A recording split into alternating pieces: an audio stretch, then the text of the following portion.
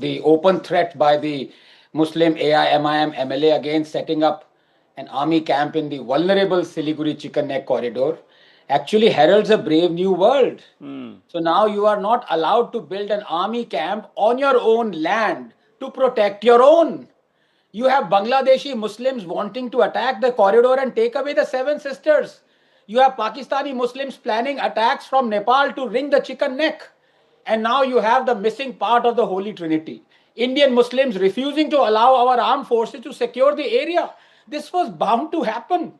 Many prominent districts that surround the chicken neck are now Muslim majority. Kishanganj 68.54% Muslim, Uttar Dinapur 53.5% Muslim, Malda 53.4% Muslim, and these are official figures.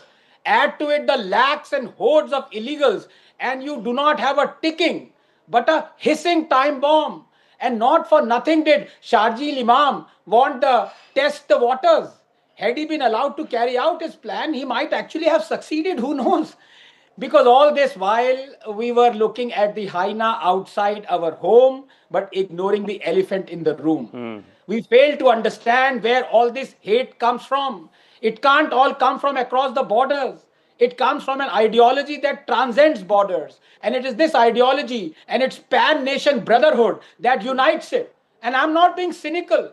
But the fact is, you can't do anything. Dr. Ambedkar warned us about it a century ago, but we ignored him as it was convenient to ignore him and pay heed to Gandhi. And as a result, welcome to the Islamic Republic of India, where the fate of a Hindu is to be born in a divided Hindu family, That's silenced an by international statement, attending a fledgling That's an Waqf international Hindu statement. school burdened by India tax, is for praying Indians. at a It can crumbling never Hindu be an temple. Islamic One second, one Republic. second, one second. No, Let him no, finish. you Let him finish. should Let have him taken finish. umbrage to that.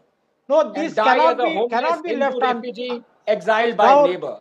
One second. Welcome to now a this is republic not done. where Rahul, this guy who's a permanent interrupter, came back after months. No, you cannot of being speak spanned by anti-national road words parties. on television and now go away he's just being because you rattled. lean towards the government. I'll come India to you, is Kamal, for don't Indians. Let him India finish. is Let him not finish. an Islamic Republic, Mr. not a Hindu Rashtra. Not a Hindu Rashtra. It Mr. runs by the Kamruddin, constitution. Mr. Chaudhary, please give him some time. Let him finish. Don't jump in.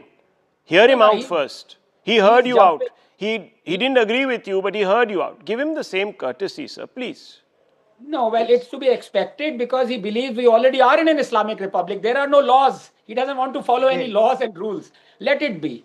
But as I was saying, there is a parallel world inhabited by millions of Muslims, a world where they are not bound by rules, morality, ethics, propriety by which they want the rest of us to be bound by. It is a fact. How long will you refuse this? Can you imagine this same guy, Kamru, has the temerity to make an equivalence between Tata being denied land because farmers protested in Nandigram, a private company, and he's comparing it to the most vulnerable emergency that is now confronting India, the chicken neck, and army being denied a camp. This guy is equating both. That's what I was saying. I don't want to even ask the question where his allegiance lies. And I want clear. viewers for you to just look at this map. This population demographic change that is taking place around this vulnerable chicken neck corridor, the Siliguri corridor. Let's pull that map out, please. And I'm going to take you through, viewers, some of these numbers. This is Murshidabad at the root, really, of this neck. And you see over the decades, Muslim population increased 11%, Hindus have come down. Then you look at the next, and we go a little further up. There you see, in Malda, you can see the dramatic change in Malda. This is not happening, viewers, concomitantly with your organic rate of growth. This is coming from somewhere. These are infiltrators who've settled. Perhaps got Indian papers, even passports and Aadhaar and everything that the Supreme Court doesn't want us to even check anymore. Anyhow, Uttar Dinajpur, there.